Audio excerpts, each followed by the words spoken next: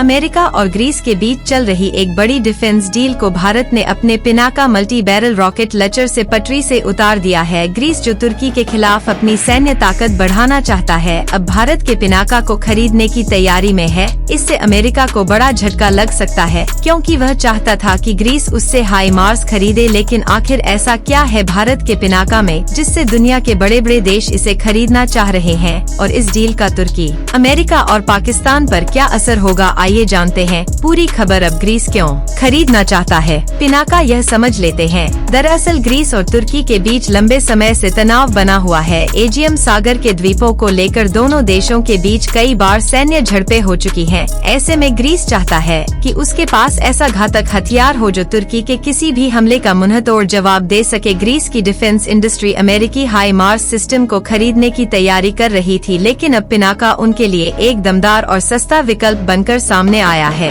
Pinaka America के high Mars की कीमत से लगभग 50% तक सस्ता है और उतना ही घातक भी। पिनाका एक multiple launch rocket system MLRS है, जिसे DRDO और टाटा एडवांस्ड सिस्टम्स ने मिलकर विकसित किया है। इसकी ताकत का अंदाजा इस बात से लगाया जा सकता है कि यह एक साथ 12 रॉकेट दाग सकता है और दुश्मन के बड़े इलाकों को तबाह कर सकता है। इसके 4 वेरिएंट्स हैं। पिनाका मार्क 1 जो 40 किलोमीटर की रेंज का है, पिनाका मार्क 2 जो 60 की रेंज का है, पिनाका मार्क 3 जो 70 किलोमीटर की रेंज का है, पिनाका मार्क 4 जो 88 किलोमीटर की रेंज का है, 60 किलोमीटर की रेंज का है, पिनाका ईर जो 90 किलोमीटर की रेंज का है, पिनाका LR जो 120 किलोमीटर की रेंज का है। अब इसकी तुलना अमेरिका के M270 MLRS और रूस के BM30 मर्ज से की जाती है। लेकिन पिनाका की सबसे बड़ी खासियत यह है कि यह सस्ता, तेज और सटीक है। सवाल यह है कि भारत को क्या फायदा होगा। दरअसल अगर ग्रीस इस डील को फाइनल करता है तो यह भारत के लिए एक बड़ी कूटनीतिक और रक्षा सफलता होगी। इससे 3 बड़े फायदे होंगे। पहला, भारत की डिफेंस इंडस्ट्री को बड़ा निर्यात ऑर्डर मिलेगा, जिससे मेक इन इंडिया को बढ़ावा मिलेगा। दूसरा, भारत और ग्रीस के सैन्य संबंध मजबूत होंगे, जिससे तुर्की पर दबाव बढ़ेगा। तीसरा,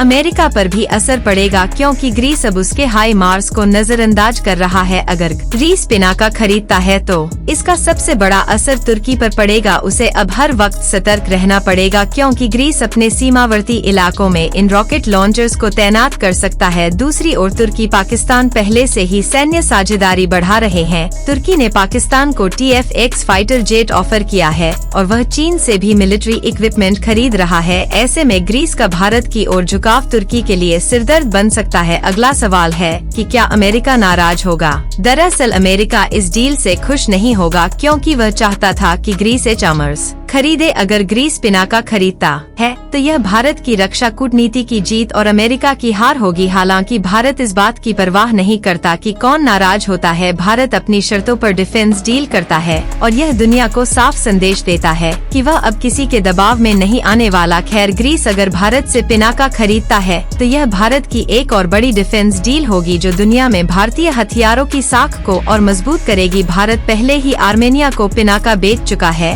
और अब ग्रीस भी इस लिस्ट में शामिल हो सकता है। अब आपको क्या लगता है कि भारत के वैज्ञानिकों और DRDO की मेहनत की वजह से आज भारत एक बड़ा डिफेंस एक्सपोर्टर बन रहा है? हाँ या ना में कमेंट करके जरूर बताएं।